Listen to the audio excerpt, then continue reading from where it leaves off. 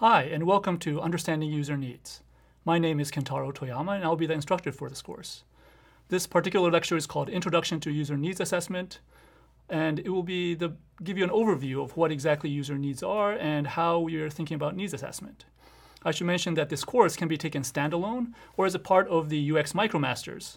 And even though it occurs in the UX MicroMasters sequence as the sixth course, I should say that chronologically, you're most likely to do user needs assessments at the beginning, when you're actually thinking about what kind of products to design or possibly how to redesign them. Now, before I tell you a little bit more about myself, I want to mention that I'm from Japan, where despite a tendency towards refined aesthetic sensibility, we are also very happy to have things like this happen, where in front of a beautiful autumn scene, there might be a bunch of vending machines. Now, I mention vending machines because they're an interesting kind of product to think about with respect to user needs. So first of all, I should mention that in Japan, there are all kinds of vending machines. If you've never been there, you'll find that they have vending machines that they don't have in other countries, such as for beer, eggs, or even underwear. Now, what's interesting about vending machines is not so much the kinds of things you can buy in them, but what happens when users actually use them. So most of us who have any experience with vending machines have certainly memories of bad vending machine experiences. You might remember a time when the UX itself breaks down and provides you with an error message that doesn't let you proceed with whatever you're trying to purchase. You might remember times when actual items in the vending machine got stuck. And of course, there's always a tendency to want, in these cases, to rage against the machine, possibly tip it over.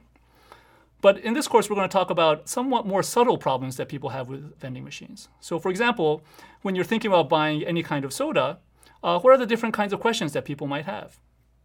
Do users ever want anything else with their soda? For example, might they want a cup? Maybe they want another snack. Maybe they even want a napkin with their soda. What about different methods of payment? So most machines these days take coins and some take credit cards, but possibly they should start accepting mobile payments. Or maybe even by using some kind of biometric authentication, you could have a line of credit where you could buy different kinds of products through the vending machine. And finally, what do users really want when a machine fails? Maybe you want to immediately speak to a customer service representative. Possibly you'd like to have a receipt of the item that you thought you bought but didn't receive. Or maybe you'd like to have a little video captured of the entire event so that when you make your case and try to ask for a refund, there's evidence of what exactly transpired. All of these are questions that are concerned with user needs and the kinds of questions that we'd like to get to the bottom of when we do a user needs assessment. Why do a user needs assessment? One question is to understand why people would want to actually use a product or service in the first place. Oftentimes, we assume that we know why people buy products, but in reality, we may not know their full line of motivations. A user needs assessment helps us to get to the bottom of that. Another question is how people actually use or don't use a product or service. Sometimes after you've designed a service a particular way, people find that they want to use it in a different purpose, in a different manner.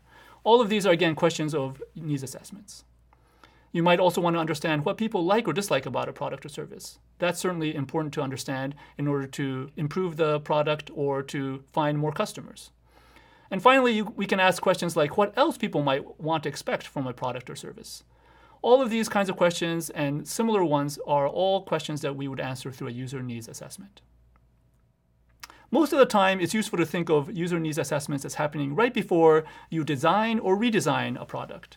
Of course, anytime you're interested in designing a new product, it's very useful to understand your potential customers, what they prefer, how they think about potential products in that area, and so on. But user needs assessments can also be used during a redesign of an existing product.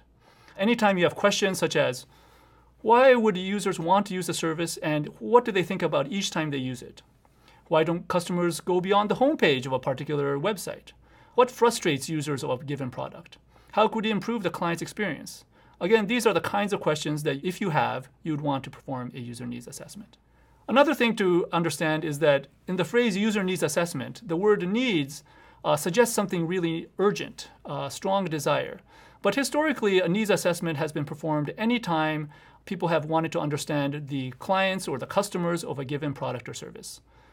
In the 1960s, an educational technology researcher by the name of Roger Kaufman popularized needs assessments, and he applied them not only to educational contexts and to educational technology contexts, but also to understanding what people in a particular community might need in a public service project and in larger contexts as well. In user experience, needs usually means the user needs, wants, preferences, or even their quirks. It's often, of course, focused on a product or service, but one thing to think about is sometimes you can understand more about a user when you take a little bit of a step back and ask, what are their larger goals? What were they trying to achieve in using a given product? Of course, there are pros and cons about taking the broader view, and we'll go into more of that later in this course. As far as how we proceed with user needs assessments, this particular course focuses on a certain kind of qualitative research. We'll talk about how to conduct interviews with users or potential users, observations of users actually using a given product, and also a certain way of analyzing the content of interviews by using something we call affinity diagrams.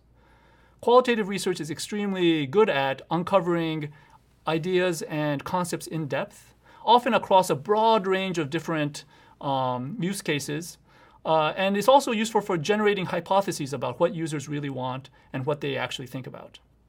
Sometimes qualitative research is also used as a way to understand causal explanations from, let's say, surveys, where we might understand something about a given user population, but we don't know why they think that way. Qualitative research can be useful at understanding those kinds of issues. In this course, we will, however, not cover certain kinds of techniques that are used by other people in user needs assessments.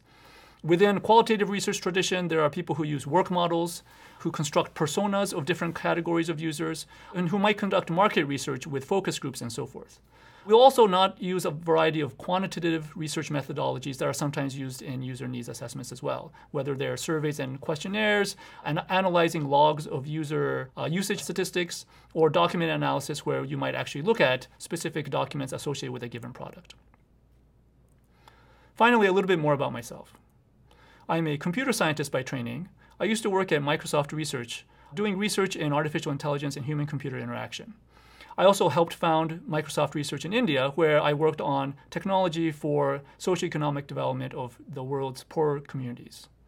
Today, I'm a professor at the University of Michigan School of Information, where I teach SI 501, Contextual Inquiry.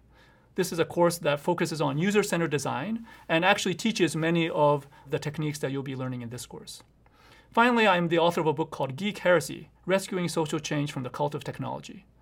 This is a book that talks a little bit about my experience with user needs assessments in a variety of contexts, particularly with respect to technology. Anyway, I hope that you've gotten a better sense for what user needs assessments are, and I'll see you in the next lecture. Thank you.